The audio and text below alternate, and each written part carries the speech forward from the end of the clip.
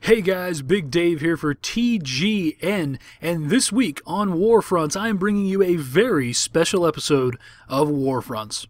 What makes it so special, you might ask? Well, it's a rerun. Yeah, I hear you cheering now. Yeah, okay, well, it's a rerun, but what was the network, I think NBC, that used the slogan, if you haven't seen it, it's new to you? Yes, this is a repackage of episode 7 of Warfronts. So we're talking about 10 episodes ago, 10 weeks ago, before I was ever on TGN, before I was even flirting with being on TGN. So a lot of you guys will not have seen this. Why am I doing a rerun, so to speak? 2 reasons. Number 1, I am having hecka difficulty getting an episode recorded this week. I've been having some issues with fraps, with recording, and I've thrown my hands up. It's 2 o'clock in the morning. I'm about 2 hours behind schedule. I should have already had a game recorded and commentary recorded for that, and I should be piecing the episode together right now. I've missed my window, frankly, and I'm going to run out of time before I can get a game together, get things recorded properly, etc., etc. So instead of not putting out anything, I'd like to put this episode out. The second reason is because this is a special episode that I did that featured a viewer submission, and I would like to bring viewer submissions back, especially now that I'm on TGN. Send me your videos of your action in Warfronts.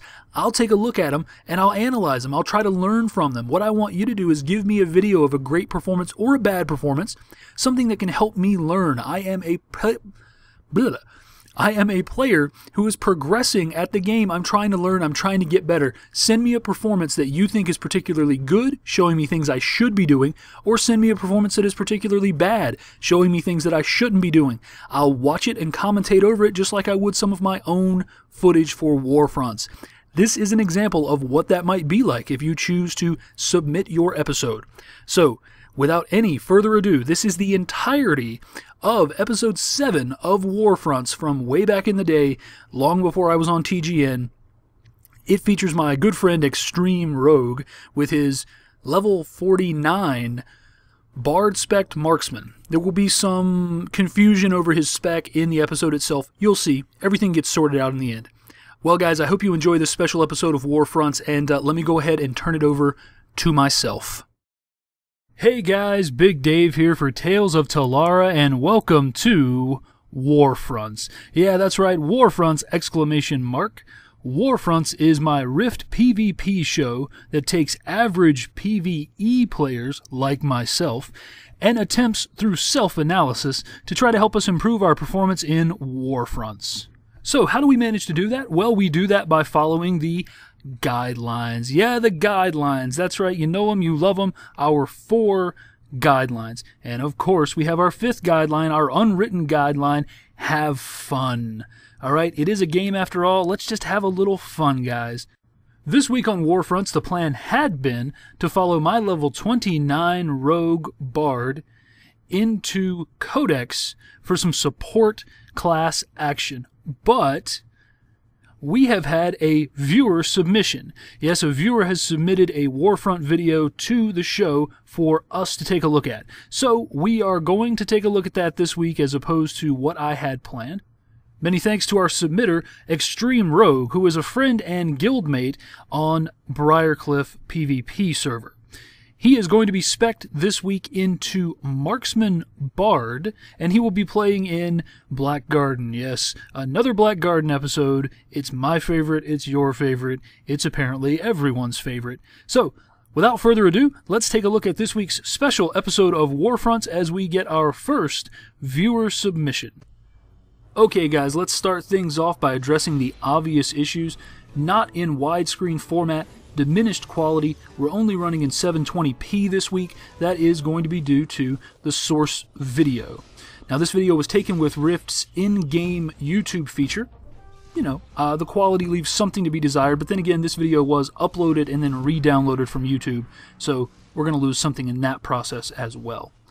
So Extreme Rogue starts out with some good advice. Get the Fang. Keep the Fang and whoop Defiant $. Couldn't agree more. We start off by heading, as we always do, to the center. And we are going to stake a nice claim to the center, not running into it too much, just hanging out right on the edge, but doing more to claim it than the Defiance. Here we go. Quick grab of the Fang for the Guardians, and this is started. Our hero, Extreme Rogue, is going to fall back now and serve his support role, playing his role, support. He knows he needs to fall back, and he does it just in time. A very annoying warrior here, giving the Fang carrier fits, running around just a little bit aimless here, but quickly getting back on task in defense of our Fang carrier, taking down all the harassers, moving up, unfortunately, into an AoE, but, you know, it's going to happen from time to time. Well, it happens again, so it's definitely going to happen time to time, or twice in a row. But that's what this series is about. Warfronts is about PvE players, of which Extreme Rogue is. I know the guy, and he's in my guild, and he is a PvE player who PvPs for fun, and there's no reason that we can't be good or trying to be better at something that's fun. Just because it's fun doesn't mean it's a throwaway. And that's what he's doing here by submitting his video. He is immediately back onto task, playing that role fantastically in support of his Fang carrier, giving giving the harassers all of everything he can. Green numbers flying everywhere for health. That warrior is back. A little bit of a skate around the tree there, kind of odd. Lost line of sight to our Fang carrier. We did lose the Fang carrier in that little tree circling incident. But we're going to jump right back on. AoE again. This time we jump out of it a little bit quicker. That's better. Good anticipation there, knowing that the Fang would be returned to the middle. A nice use of his Verse Fascination, his Mesmerize effect there, allowing his team to snatch the Fang, and right back into that support role. Can't say enough about someone who is doing exactly what our hero here is doing, consistently sticking to his strength, his role. Last week, we showed a video where I didn't necessarily play to my strengths while I was trying to get better at a certain aspect of my game. This week we're seeing a well-rounded player playing towards his strength. There comes that warrior again. The warrior is definitely the standout on this team. He is... Wait, look, Paragon? Is that a Paragon? He is definitely the standout on his team. He is pushing forward consistently, and because he has no support, he's generally just dying a horrible death. But that's because the Guardians are playing their roles, they're sticking with their Fang carrier, they're doing everything they need to do to succeed, and the Defiants are, for the most part, allowing themselves to be controlled. They're fighting the battle where the Guardians want them to. All of those casters are out at a distance. The Fang carrier is safe, out of line of sight, behind the tree. So, again, can't say enough about playing your role. More cadences going out, more motifs. Not quite paying enough attention to the Fang carrier. Fang carrier does drop here, but our teammate recovers quite quickly. We're going to stick again close to the Fang carrier as possible. As a support class, I feel that that's something that you need to be doing unless you're actively going out with a group trying to support that small group. You need to be with your Fang carrier. Again, we lose line of sight around the tree. The tree is proving to be a bit difficult for our hero here. But an amazing comeback here. Fantastic knockback, allowing his teammate to recover the Fang. Can't say enough about that. Thinking on your feet, using the abilities that you have at your disposal to benefit your team as much as possible. Now again, more healing going out with cadences and whatnot. A little bit of downtime there, a few seconds where we weren't really acting. Would have liked to have seen that a little bit different. Do end up with a death there. So what are we seeing so far in this video? We're seeing a known PvE player, a level 49, who's been through the paces, at least when it comes to PvE, putting on a decent PvP performance. He's playing his role very well, sticking to his Fang carrier. Now, eventually what the Defiants managed to do was get together and stop being controlled. They pushed forward as a group. They broke the line of the Guardians, and they got the Fang. Fantastic. Maybe they learned a little something. Now, our hero here is not quite aggressive enough. He's playing a little bit into the hands of the Defiant. He is fighting with the first line of defense. He is not quite going for the Fang. There we go. Moving towards the Fang carrier now. But again, having trouble with that tree. Definitely the tree is our hero's weakness, but he's finally going to navigate that tree, and again, a nice knockback, keeping the Fang carrier away from his support, and there we go. Drop of the Fang, and immediately our hero starts dishing out damage and support healing so that his team can grab the Fang and pull it back to safety. Now he's going to continue to harass this pursuer, doing everything that he can to either kill the pursuer or peel the pursuer off. And there you have it. That's a peel right there, ladies and gentlemen, because he's moving in the wrong direction.